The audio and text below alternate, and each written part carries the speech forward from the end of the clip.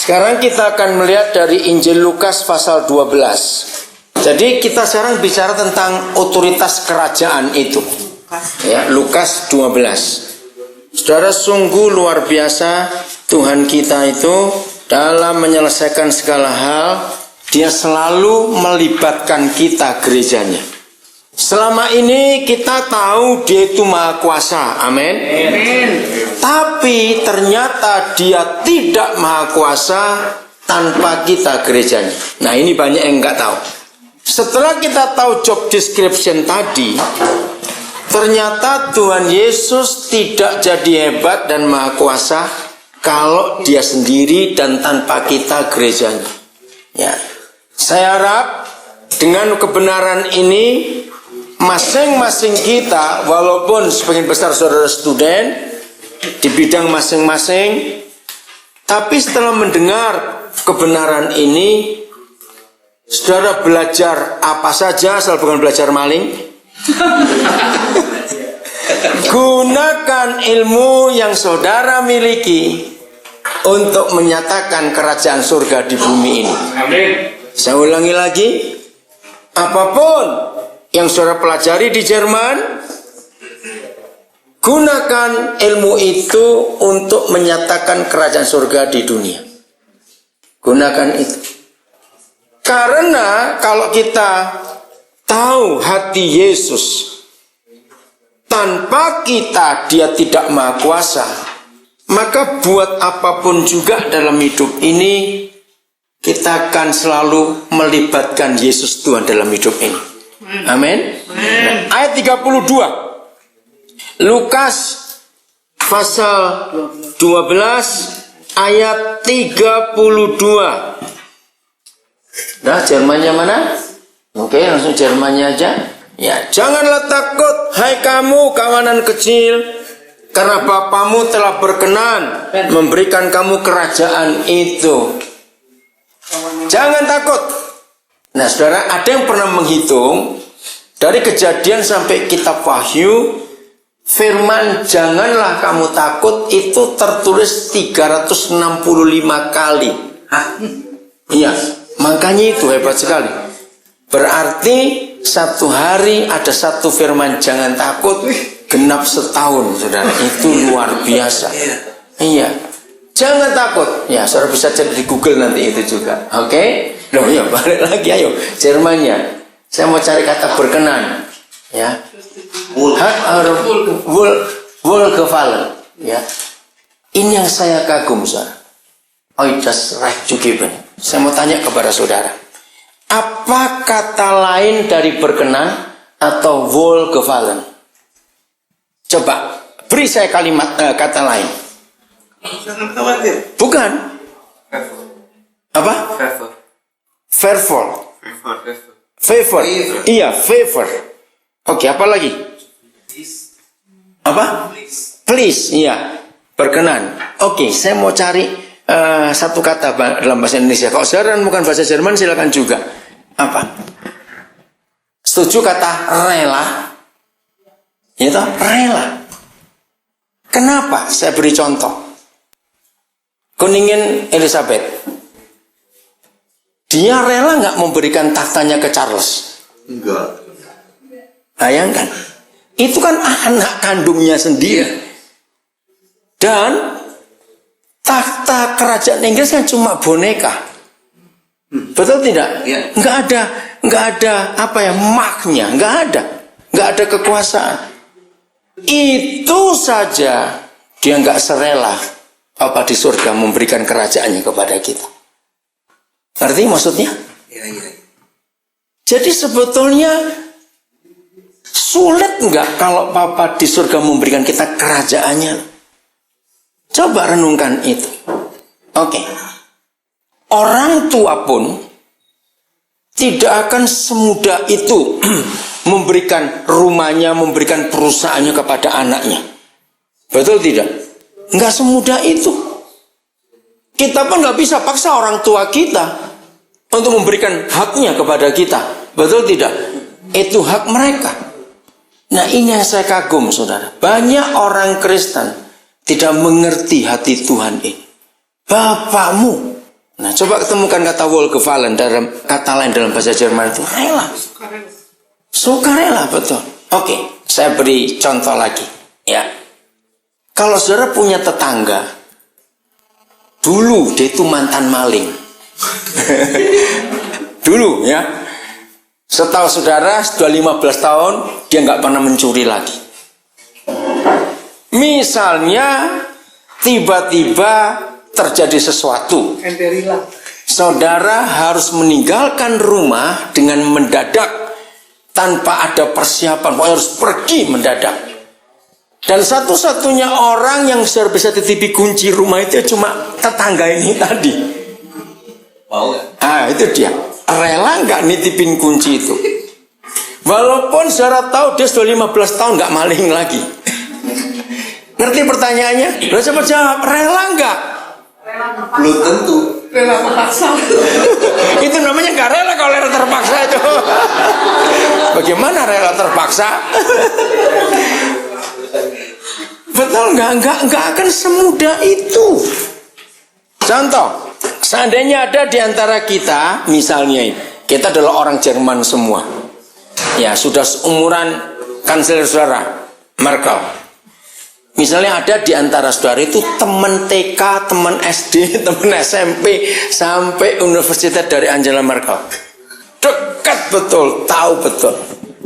Mungkin enggak kanselir saudara kan berkata, aduh aku terpaksa meninggalkan negara ini untuk 3 hari. Kamu ambil dulu ya posisi kanselir ini, 3 hari aja gantiin aku. Mungkin tidak. No. Ayo, mungkin tidak, coba jawab ini. Kenapa enggak? Takut dikudeta. Oh, malah lagi. Bisa. Nah, saya ajak saudara berpikir ayat ini loh. Saya tuh heran. Bapamu rela memberikan kamu kerajaannya loh. Kan kita ini mantan bajingan semua. Loh, betul tidak? Jujur. Kita ini mantan bajingan tidak? Jawab. Loh, saya tanya kok tertawa. Saya tanya ini, kita mantan bajingan tidak? Loh, kok bajingan apa? Nah, saya tunggu pertanyaan itu. Bajingan apa dulu? Oke. Bahkan mungkin masih ada bajingan di sini, kita nggak ada yang tahu. Loh, betul tidak? Bajingan apa dulu? Oke. Saya mau jawab. Saudara, inilah bedanya Kristen dengan agama-agama yang lain. Semua agama di dunia, Tuhan mereka itu memilah-milah dosa. Ya, pisah-pisahkan dosa dengan jenis, ya, dengan bentuk, besar, kecil, berat, ringan. Semua agama di dunia Tuhannya begitu.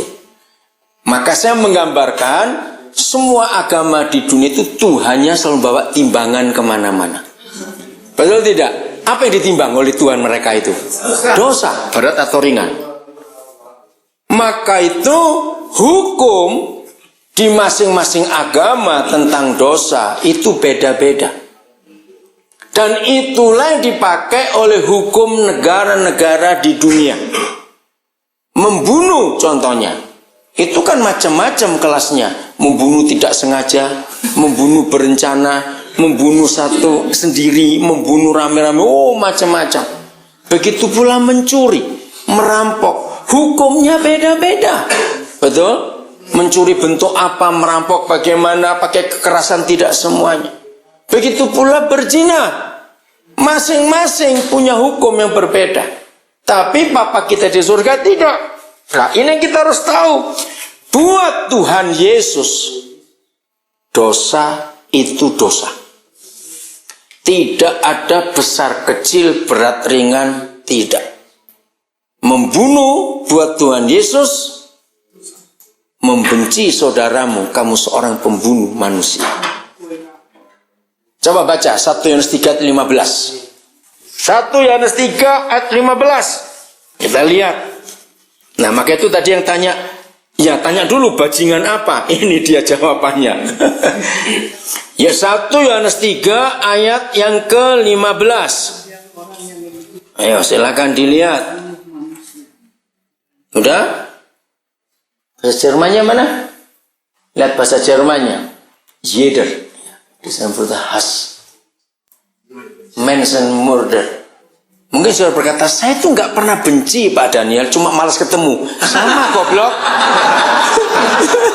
Nggak benci tapi malas ketemu. Kami mau. Ayo jujur. Berani angkat tangan di sini. Siapa yang nggak pernah benci manusia seumur hidup? Saya panggilkan wartawan Bild Zeitung. Saya foto di situ. Ayo, jujur. Ada yang nggak pernah benci manusia seumur hidup? Ayo ngaku. Lalu saya tanya, ada tidak? Berarti bajingan nggak gitu? Ya sudah.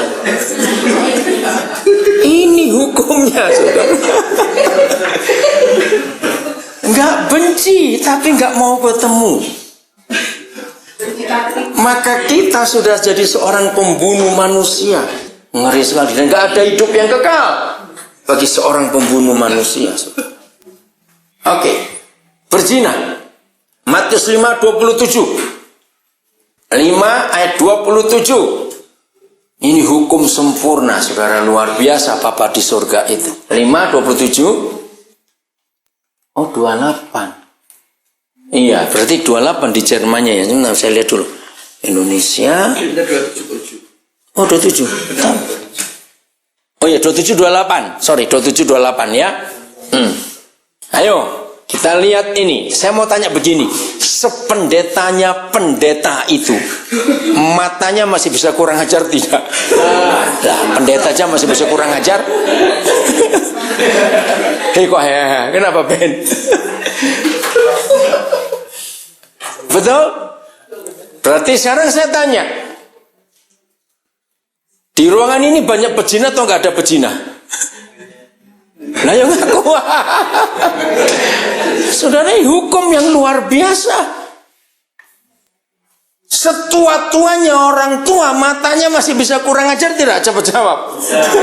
Nah itulah manusia. Jadi buat surga berzina itu enggak cuma Noel, enggak cuma megang, apalagi meluk, cium, tidur, enggak. Cuma ngelihat orang lain menginginkannya, ampun sudah. Ayo, berarti kita bajingan tidak? Nah jawab cepat. Luar biasa hukum ini. Maka itu buat Tuhan kita, kalau berdosa jangan tanggung-tanggung, sekalian saja. Lo serius? Loh kok waduh benar itu Ci. Maka itu kenapa Tuhan marah kalau ada di antara kita menghakimi orang lain. Betul? Seringkali kita hanya melihat dosa yang kelihatan, terus kita angkat telunjuk kita untuk menghakimi orang itu. Ternyata dalam hidup kita banyak dosa yang gak kelihatan, yang tahu hanya kita dan Tuhan saja. Jadi kalau ada di antara kita nggak pernah ke pelacur, tapi suka lihat situs porno, sama goblok.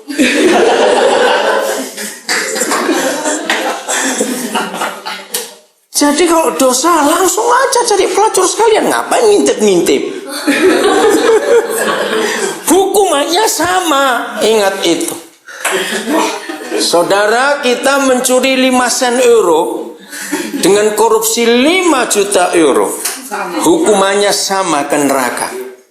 Maka itu kalau nyuri jangan cuma 5 sen, nanggung. Dan ingat, neraka bagi Tuhan kita itu beda dengan neraka di agama-agama lain. Neraka buat agama-agama lain itu dibedakan dalam dan dangkalnya api, tergantung dosanya. Kalau Tuhan kita tidak, neraka itu nggak seperti kolam renang, catat itu baik-baik. Artinya kolam renang kan ada yang dangkal untuk anak-anak, neraka nggak ada, enak sekali. Sama dalamnya. Maka itu kalau berdosa lanjut aja, ngapain dikit-dikit. Nah inilah cara Tuhan Yesus memandang dosa, beda dengan agama. Maka itu dia marah kalau kita menghakimi orang lain. Karena di dalam hidup kita pun masih banyak dosa kita lupa. Oke, jadi mencuri juga begitu. Mungkin sampai setua ini kita nggak pernah mencuri. Tapi dulu waktu masih SD pernah pinjem pensil teman, lupa sampai hari nggak dikembalikan.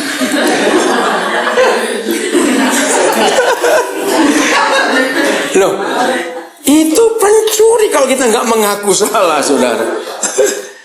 Atau istilah masih kecil, kita tinggal di Indonesia, papa kita punya tetangga punya pohon mangga. Oke? Loh, kenapa tertawa? Saya nggak suruh tertawa kok. Nah, salah satu dahan pohon mangga itu masuk ke halaman rumah orang tua kita. Kok kenapa? Nah, waktu ada yang masak, kita ambil satu. Dan kita nggak pernah ngaku pada tetangga pemilik pohon itu. Alasannya, loh, saya kan nggak ngambil, dahannya yang kesini kok. Loh, kalau peraturan Jerman punyamu. Kalau jatuh. Ya. Kalau jatuh. Ya. Ini kita ambil.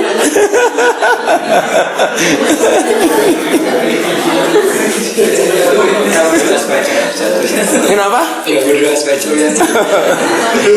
Katanya Indra berdoa supaya jatuh buahnya.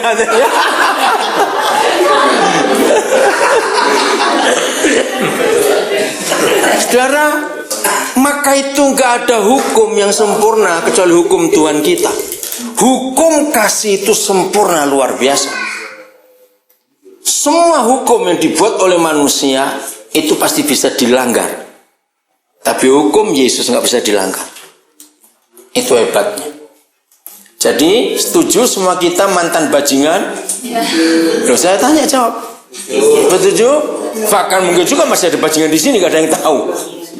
Itu kita. Nah, saya kembali ke Lukas 12. Kenapa? Oke. Oh, sudah ada. Kembali ke Lukas 12 ayat 32. Maka itu saya heran dengan firman ini. Bapamu telah berkenan memberikan kamu kerajaan itu. Wohlgefallen. Rela, saudara. Dia nggak takut kita salah gunakan kerajaannya. Setuju kalau saya katakan kalimat ini? Dia nggak takut. Padahal dia tahu bisa saja kita salah gunakan kerajaannya, betul tidak?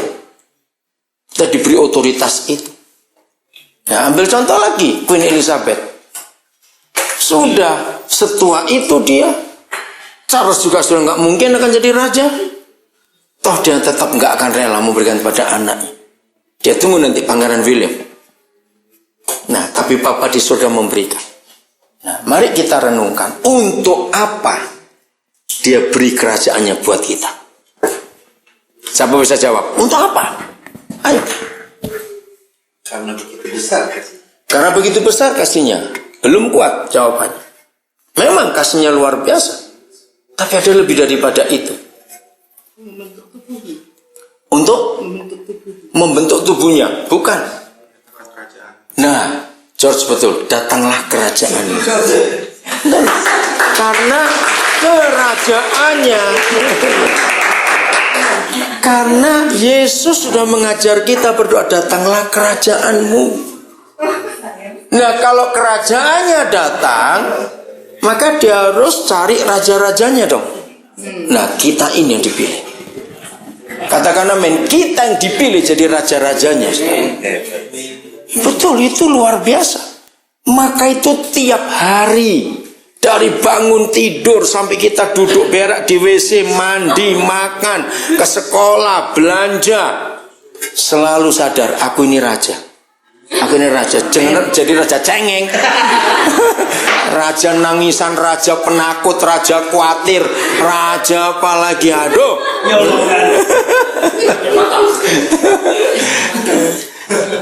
Ngerti saudara-saudara? Dalam semua sikap hidup kita, kita harus melatih diri jadi raja. Bukan sok. Karena memang Yesus yang mengatakan, Bapamu telah berkenan. Nah, lebih daripada itu, bicara raja harus bicara satu hal penting. Apa? Saya mengetes saudara.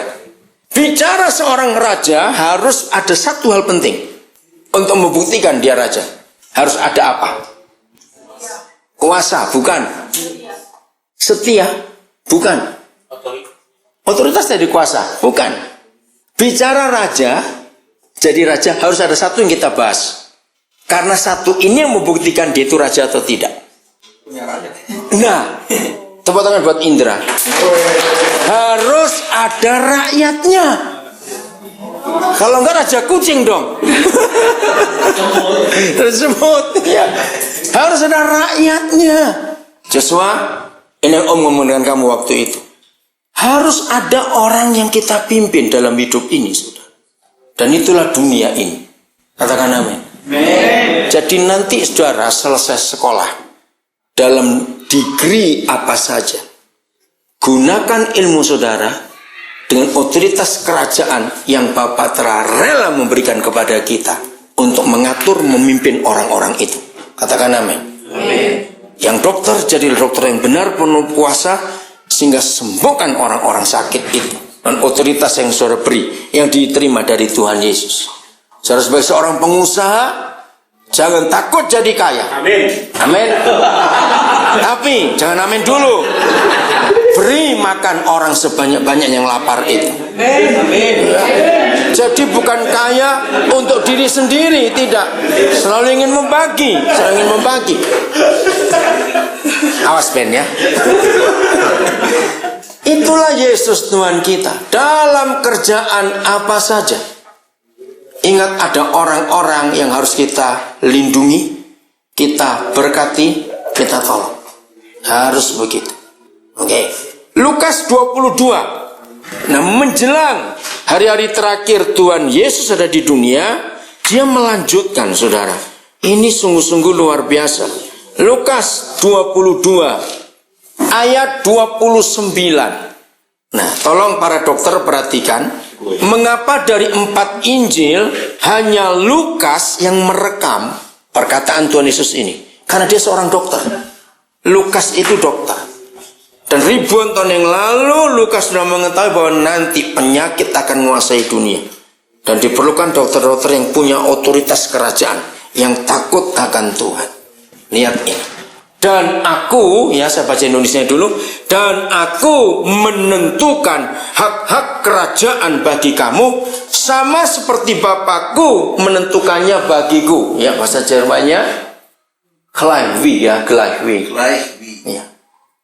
Nah, saudara, perhatikan kata sama yang Bapa tentukan bagiku. Gleichwie, mein Vaternya. Saudara perhatikan. Berarti otoritas kerajaan yang kita miliki itu sebesar apa? Hak-hak, ya, verordnen. Apa? Pertanyaan saya, ulangi lagi. Berarti otoritas kerajaan yang kita miliki itu sebesar apa? Seberapa besar? Loh, ayo lihat ayat ini. Saya ulang ini. Gleichwie tadi itu, perhatikan itu. Sadar nggak, saudara? Betapa hebatnya menjadi Kristen. Itu enggak cuma sekedar lagi selip buat Gottesdienst, enggak, tapi lebih daripada itu.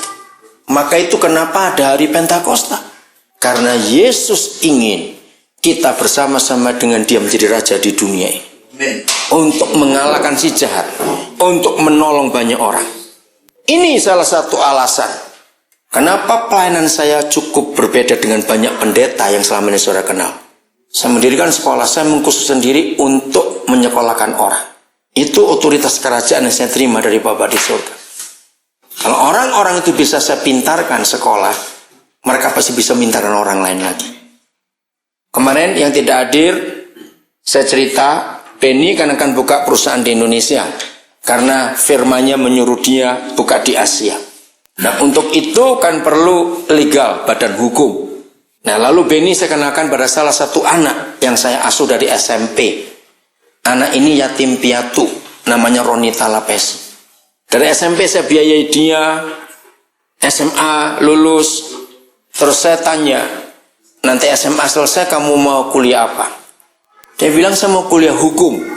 Saya tanya, kenapa kamu ambil hukum? Nah, ini yang buat saya sungguh-sungguh kagum.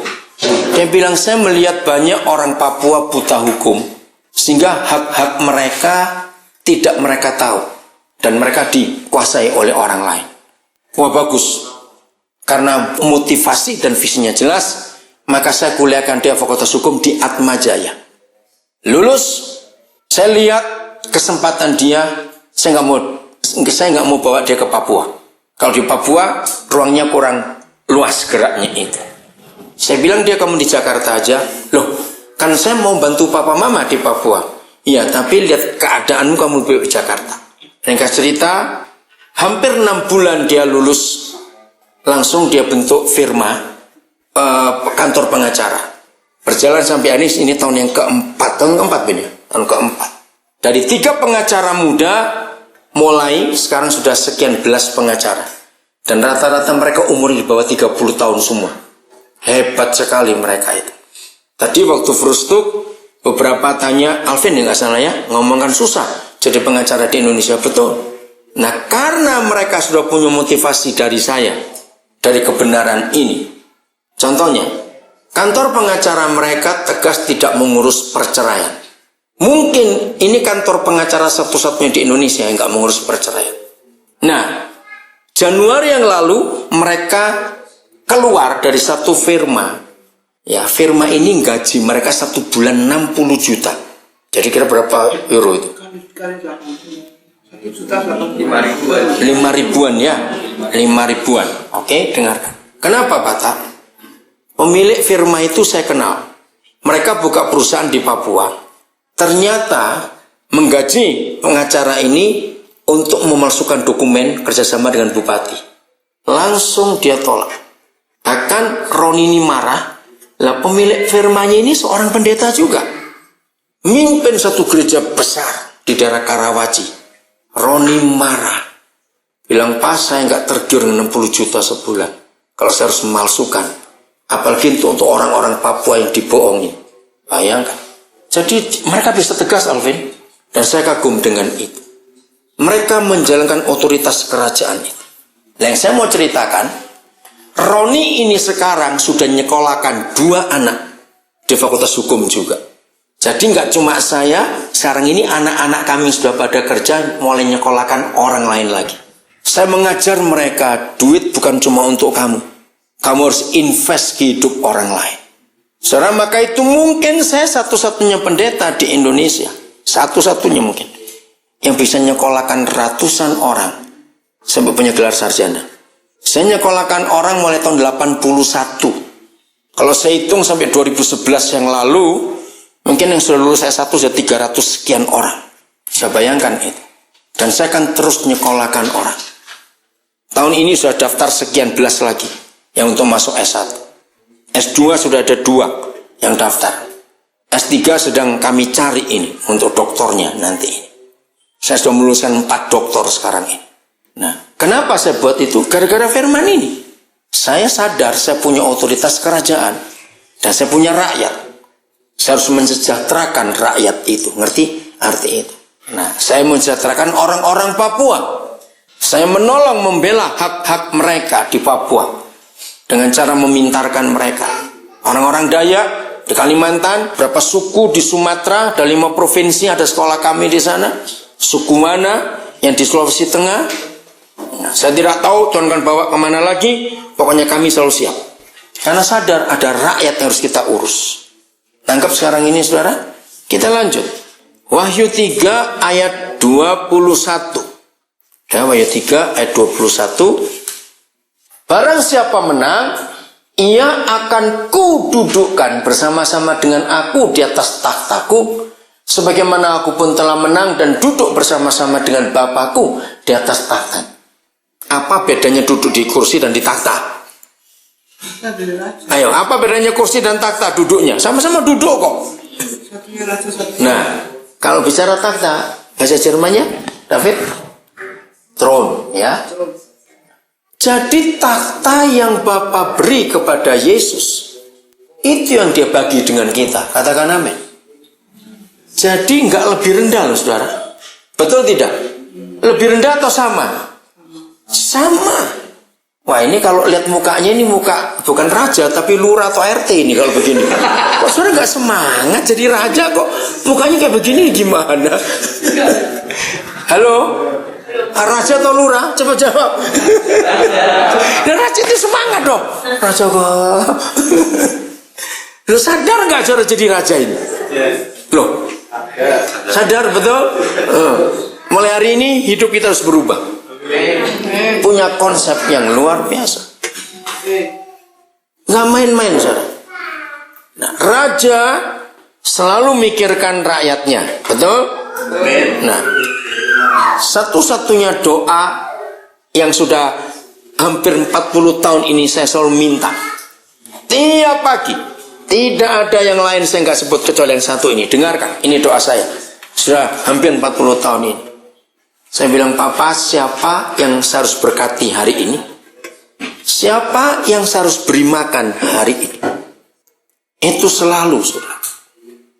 Saya ini tiap kali keluar rumah, ya, ini di Indonesia, saya selalu cari ada makanan yang saya bisa bawa enggak atau sesuatu. Nanti kalau saya jalan pasti saya ketemu orang. Sampai yang terakhir, bulan April lalu kami ada di Israel. Nah, waktu keluar dari Israel mau ke Mesir, ya, kami udah di Gunung Sinai mau ke Kairo. Maaf, ternyata jalan diputar karena ada penyanderaan turis di wilayah yang jalan normal. Harusnya dari Saint Catherine, ya, itu Gunung Sinai menuju Kairo itu paling lama itu 6 jam. Kan harus berhenti di beberapa tempat, ya, ada Elim, ada Mara, ada satu lagi apa saya lupa. Nah, tapi karena harus jalan belok, jadi 11 jam, saudara. Muter ke selatan dulu baru ke utara. Akhirnya tiba di Kairo sudah cukup malam. Nah, untung restorannya masih nunggu, tapi sebagian sudah nggak mau makan. Nah, akhirnya ada 4 atau 6 yang nggak makan dibungkus. Saya minta dibungkus. Nah, kenapa saya minta dibungkus? Saya tahu pasti ada yang perlu. Ya udah. Sambil jalan saya beritahu tour guide-nya, tolong nanti di beberapa tempat kalau saya kelihatan orang saya mau berhenti dulu. Oh ya. Begitu mau masuk hotel, itu sudah jam 12-an kira-kira, tengah malam. Saya kaget masih ada 2 orang nyapu jalan. Terus saya minta guide saya coba berhenti. Kamu tanya, mereka perlu makanan tidak? Senang. Saya keluarkan 2 untuk orang itu.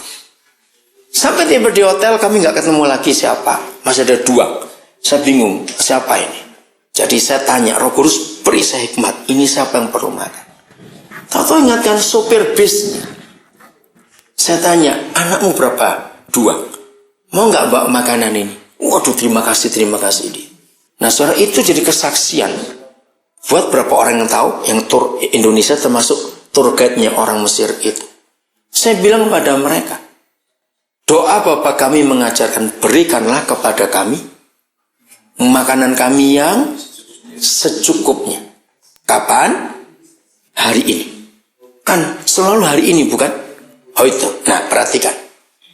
Sadarkah saudara bahwa Papa tidak pernah menjawab doa itu? Pasti kaget. Ingat, bahasa Jermannya apa ya? Yang kita minta, berikanlah kepada kami makanan kami yang secukupnya. Matius 6. Secukupnya itu artinya apa? Pas. Betul enggak? Tapi dia berinya pasti lebih. Maka itu bisa gemuk-gemuk kayak begini. Lo betul tidak? Cepat jawab. Mintanya secukupnya. Tapi Papa berinya pasti lebih. Nah, itu rahasia yang saya pegang. Lebihnya bukan untuk kita lagi. Pasti ada orang yang perlu hari itu. Sebab yang punya Bapak yang baik kan cuma kita. Yang di luar nggak punya Bapak itu. Loh, kok nggak amin lagi? Amin. Nah, kita yang diberi lebih, maksud Papa di surga bagi yang nggak punya Bapak. Karena mereka di luar nggak punya makanan seperti kita. Sudah ketemu Matius 6? Iya.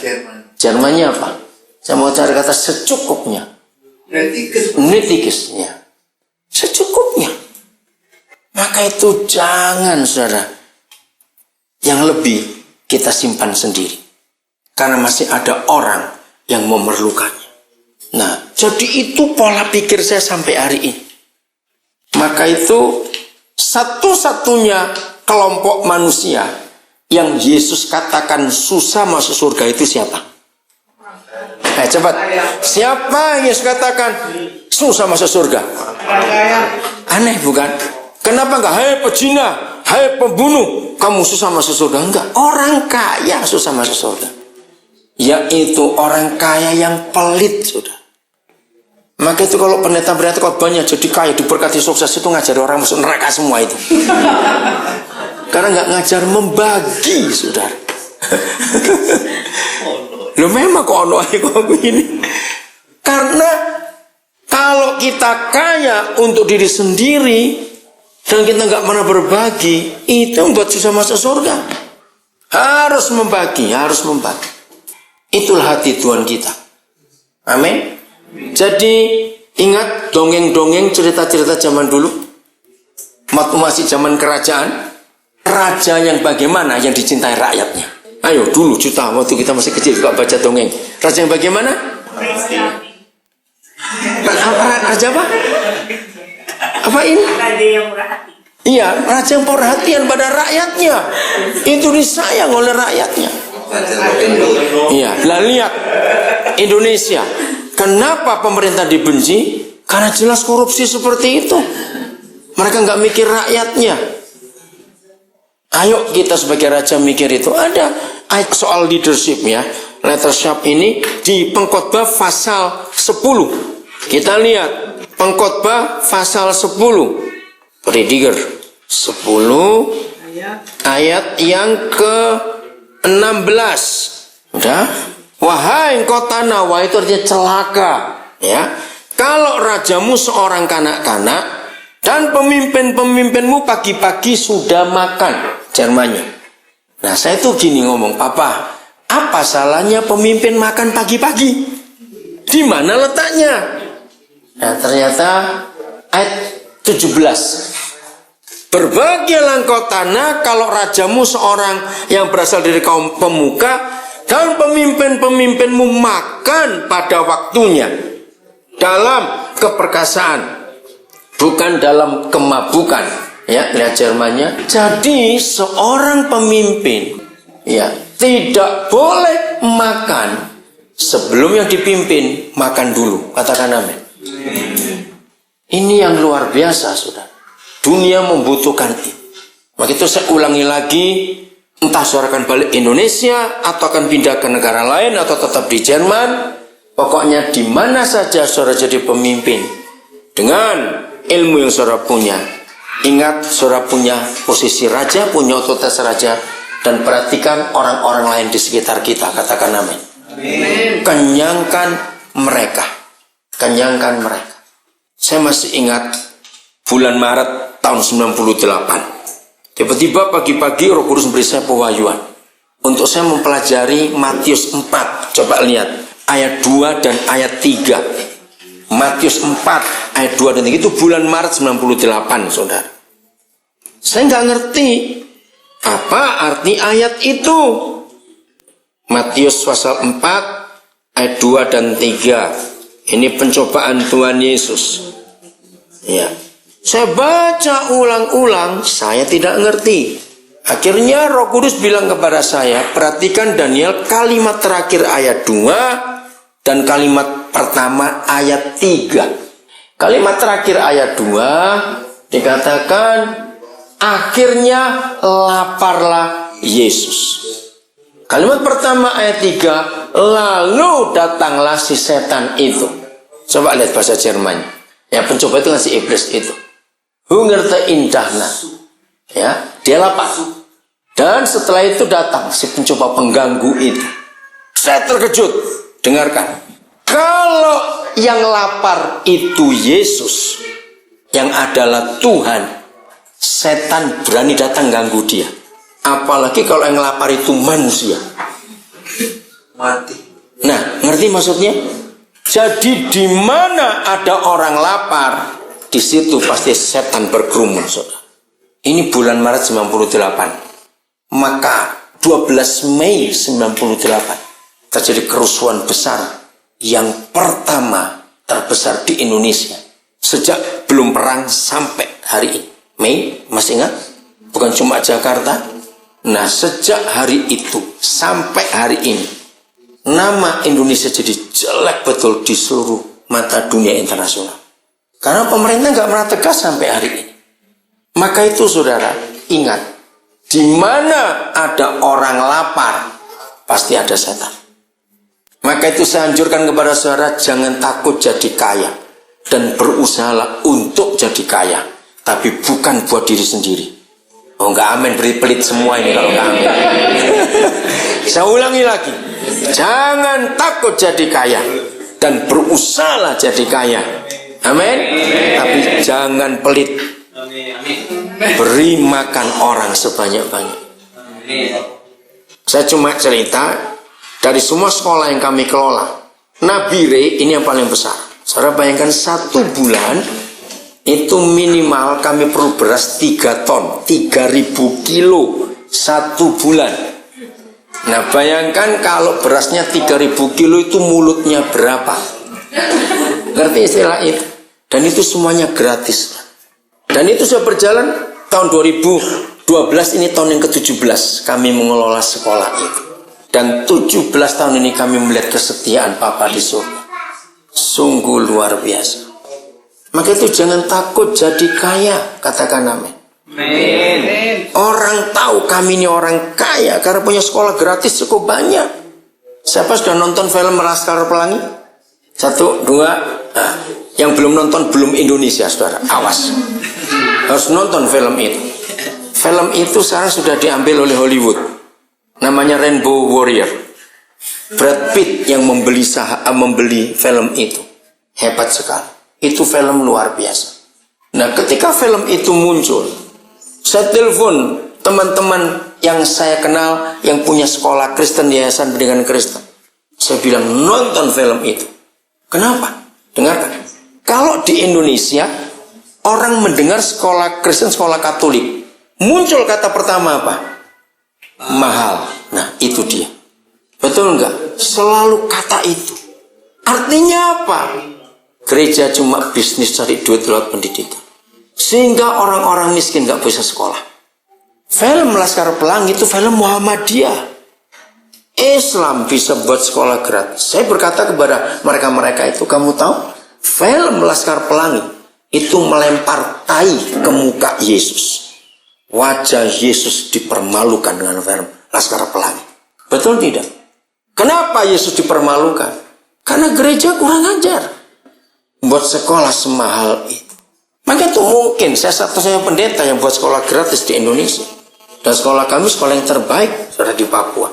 Baik gedungnya, fasilitasnya, mutu gurunya. Sekolah kami ini sekolah pertama di Papua yang semua kepala sekolahnya itu master. Karena memang saya harus didik seperti itu. Mutu bangunan terbaik, mutu pelajaran terbaik. Dan itu gratis, dengarkan. Luar biasa bukan? Kenapa saya bisa? Karena saya sadar firman ini. Saya raja. Saya punya otoritas. Saya diberi fasilitas oleh surga. Yang sama seperti Yesus. Maka saya buat itu. Maka itu saya ini, kalau ada orang kaya pelit, itu pasti takut ketemu saya. Saya ini bisa mencium bau orang pelit itu. Aneh baunya, saudara. Loh benar. Karena egois untuk diri sendiri saja. Oke, jadi belajar. Mulai hari Pentakosta ini, kita jadi Kristen yang benar. Amin. Kita punya otoritas. Maka itu saya ulangi, saudara, nanti bisnis apa saja, mau profesi apa saja, selalu ingat kita ini raja-raja di dunia yang harus memberkati banyak orang. Itu harus kita buat dalam hidup ini. Amin. Jadi dunia harus melihat Yesus lewat kehidupan kita. Oke, Wahyu 1 ayat yang ke-6 masih sama, hati Tuhan untuk kita pada hari Pentakosta ini. Wahyu 1 ayat yang ke-6. Jadi kalau saya nyekolahkan orang itu nggak cuma biaya sekolah, biaya hidup, uang kos, semuanya, uang buku. Ini tadi saya baru terima SMS, saya nyekolahkan 2 orang di Australia. Nah, tiba-tiba ada kesalahan, saya juga lupa. Saya harus bayar awal bulan Juni ini $4.000 Australia. Saya bilang dia pasti ada mujizat, kamu jangan takut. Jadi malam saya sampai 2:30 tidur. Kenapa? Karena ada 2 anak. Satu kecelakaan, lututnya dijahit sampai 3 cm. Karena dia pulang malam, dia sambil kerja. Nah, oke. Yang satu operasi usus buntu. Di 2 tempat yang berbeda. Ya, jadi saya mesti ngurus mereka. Ya, saya kontak berapa bendahara di sana karena masih subuh. Ada masih tidur. Saya coba kontak yang lain. Jadi terima kasih George, kemarin kamu berikan SIM card untuk BlackBerry jadi bisa nolong mereka. Jadi saya biaya hidup juga, biaya obat, biaya apa saja mereka perlukan. Saudara bisa bayangkan, kalau saudara tanya berapa pengeluaran saya sebulan, saudara kan kaget kalau saudara tanya. Nah, yang kadang ada yang tanya saya nggak jawab. Ayat 6, apa? Ada yang tanya, kalau tanya risiko harus ngasih juga. Paling dikit sebulan saya perlu 200 juta. Itu paling sedikit. Berapa euro itu? 200 juta. Berapa? Hampir ya 18 ribuan. Bayangkan. Itu paling dikit.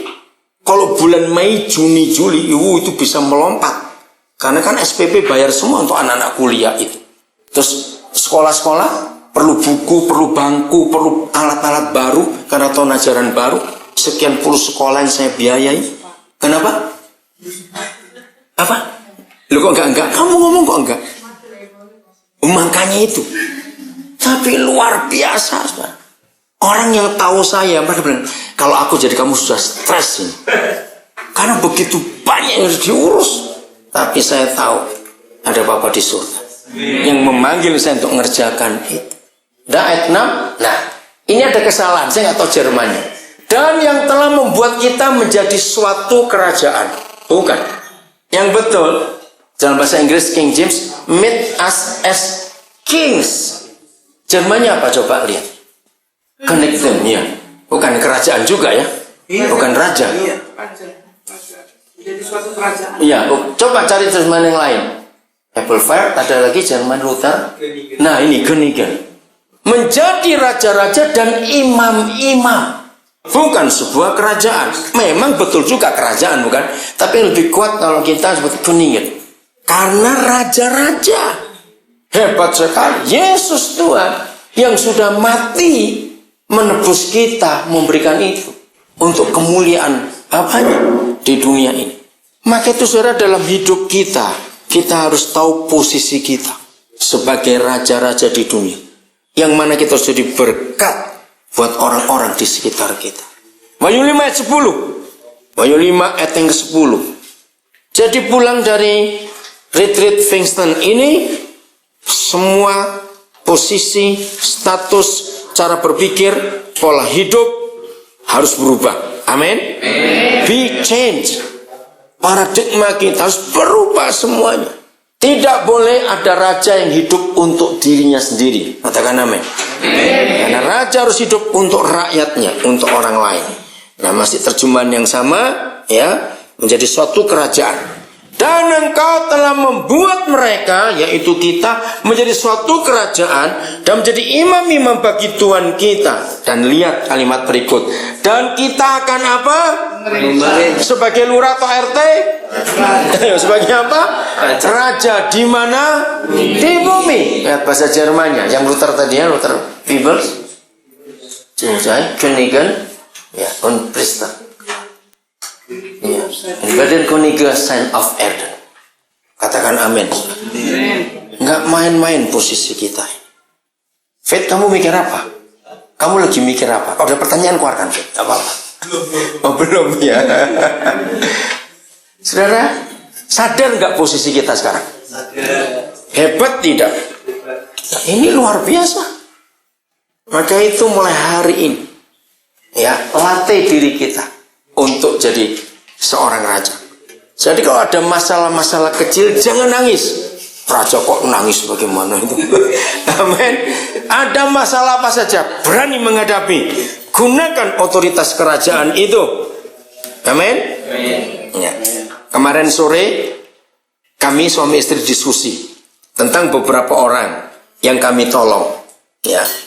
Nah ternyata ada beberapa orang yang sepertinya nggak mau tahu. Nah, Saya bilang pada istri saya punya prinsip.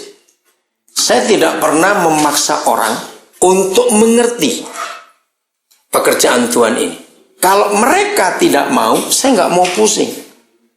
Saya akan tetap kerjakan. Berarti yang diberkati kan saya, bukan mereka dong. Nah itu cara saya hidup. Raja tidak perlu takut dirugikan dan takut rugi. Oh nggak amin lagi. Mantap. Apalagi karena gini saudara, saya itu jengkel. Saya kenal banyak orang itu punya duit, tapi dia selalu ngerecoki saya. Dalam arti, untuk apa kamu nolong orang itu? Nah saya itu berkata, hei kamu jangan ngurusin. Kamu punya duit gak pernah nolong orang lain. Aku gak punya duit mau nolong orang, kamu yang ribut. Nah itu orang kurang ajar saudara. Loh benar, itu cukup banyak. Maka itu saya bisa berkata orang pelit itu takut kalau ketemu saya. Dia itu punya, tapi gak mau bagi. Saya bagi, dia marah. Karena yang saya nggak bagi uang dia kok. Aneh bukan? Dan itu ada sampai hari ini. Dan cukup banyak. Nah, berarti orang itu bukan raja dia. Karena dia hanya mau terima tapi nggak mau memberi. Saya punya prinsip begini. Sejak tahun 70-an. Kalau saya belanja untuk diri saya, misalnya 50 euro misalnya. Maka waktu berikutnya, sebelum saya belanja lagi untuk yang lain, saya harus bagi 75 euro untuk orang lain. Jadi saya selalu melebihkan 50% dari keperluan saya untuk memberkati orang. Itu sudah saya buat sejak tahun 70-an. Maka itu Tuhan berkati saya seperti ini. Luar biasa. Kenapa? Karena Tuhan tahu.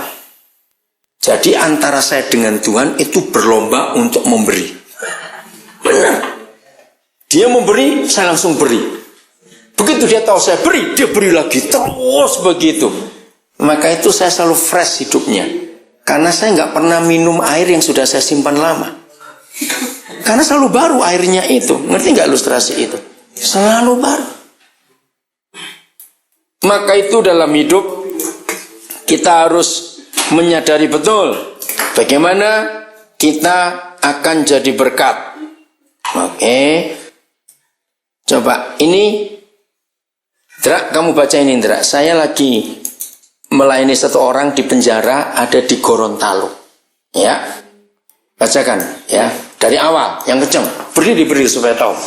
Itu jadi anak saya. Jadi kalau sini pelayanan kemana, ketemu orang di penjara pun, ya. Dari awal. Oh, dari awal. Dari awal. Jadi. Nah ini dia. Ini masuk tadi pagi jam berapa itu? Ada jamnya tuh? Baru tadi pagi. Kemudian ya. Papa lagi di Jerman. Oh, dia dari awal dulu. Dari awal. Papa lagi di Jerman ya. Oh, berarti. Oh ya, itu kan dia tanya. Oh iya. Aku baca. Itu Papa lagi di Jerman ya. Ini Papa lagi di Jerman ya. Aku di sini baik-baik and start to feel bosan again. Nah, Ica. start bosan again. Namanya Ica. Terus saya jawab. Nah, maaf Papa baru terima BBM-mu.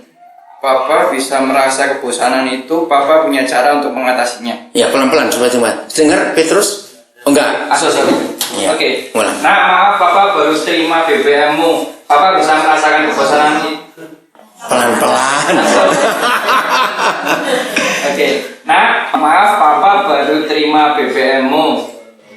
Dia di penjara, ceritakan. Dia itu di penjara ya. Dia bilang dia mulai bosan lagi. Iya. Terus? Papa bisa merasakan kebosanan itu. Tapi Papa punya cara untuk mengatasinya. Terus? 1 Lukas 15. Dia ada berapa cara saya beri dia. Tadi pagi. Menyatakan tiap ada satu orang yang hidupnya dijamah kasih, pasti surga bersorak-sorai. Jadi bosan itu karena tidak ada hal-hal baru. Mulai hari ini cari orang-orang di sekitar LP yang bisa Ica berkati. LP itu lembaga pemasyarakatan penjara itu. Yang bisa Ica berkati. Orang Diberkati. Iya. Ica namanya. Oke. Terus? 2. Bedanya sungai dan selokan adalah. Ya bedanya dengar ini saya tulis. Bedanya sungai dan selokan. Sungai mengalir tapi selokan mampet. Sungai mengalir tapi selokan mampet. Got. Bukan. Stop. Jadilah sungai nak, jangan selokan.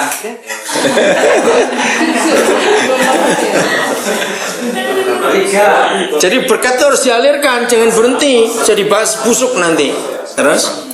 Pelajari hidup Rasul Paulus yang 80% waktu hidupnya dihabiskan di penjara. Iya, 80% Paulus. Jadi dari 13 Iya, ingat. Jadi dari 13 surat yang ada pada kita sekarang dari Roma sampai Ibrani. Jadi Roma sampai Ibrani itu 13 itu suratnya Paulus semua, saudara. Terus? 8 surat dia tulis dari dalam Penjara. Ya, cukup itu saja. Ya. Jadi nanti tanggal 4, 5, 6 Juli kami akan ke Nusa Kambangan lagi. Jadi saya keliling ke banyak penjara di Indonesia memberkati mereka. Kemarin saya di Belanda bawa hasil pekerjaan orang Nusa Kambangan berupa figura-figura dari kerang-kerang. Ya, sudah laku di Belanda. Nah, saya membimbing mereka untuk kerja dengan tujuan supaya anak-anak mereka supaya bisa sekolah. Nah, saya nggak mau anak-anaknya ikut nggak sekolah karena bapaknya di penjara. Jadi saya melayani mereka nggak cuma dirikan sekolah-sekolah, tapi ngurus anak-anak orang di penjara juga. Saya sekolahkan mereka. Maka itu biaya saya cukup besar tiap bulan itu untuk ngurus mereka. Maka itu Papa berkati saya luar biasa. Oke? Jelas sekarang? Ya, tahu siap jadi